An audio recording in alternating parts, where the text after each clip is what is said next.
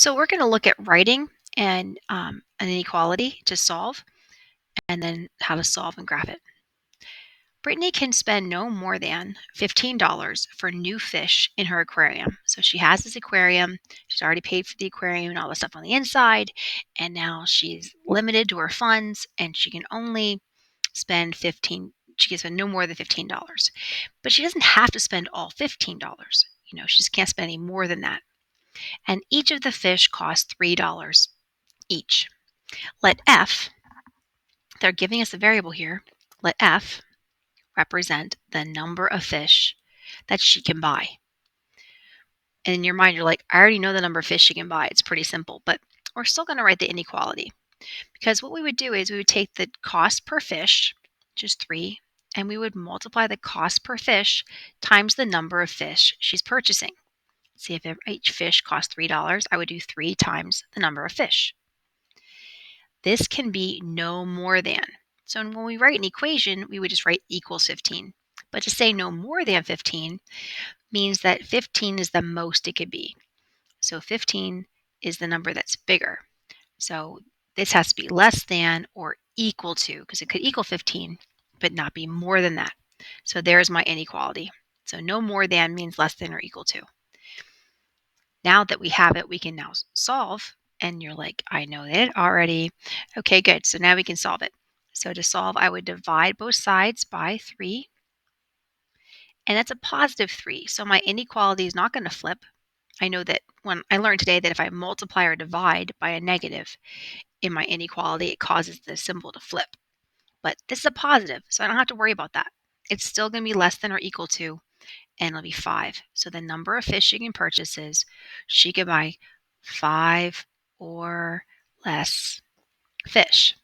And now when I have a word problem to check, I'm going to check it logically rather than doing my RSS, because I'm the one that wrote the equation, so it doesn't really make any sense to check the equation. So let me think about this. Think of a number less than 5. So on my graph, 5 or less. So here's 5. Here are the numbers less than 5. Here are the numbers greater than 5. Could she buy no fish at all? Yes, she could have an aquarium with no fish in it. That would work. Could she buy 1 fish? Yeah, because that'd only be $3, and she didn't spend all 15. So that would work. It would work all the way up. Could she buy 5 fish? Yes, 5 times 3 is 15, so that would work. Can she buy 6 fish? No, because 6 times 3 is 18, and that's too much money. So I know that all my answers stop here, so my inequality would be over here. And in this case, I wouldn't go to the negatives because I can't have negative fish. So my graph would actually stop here.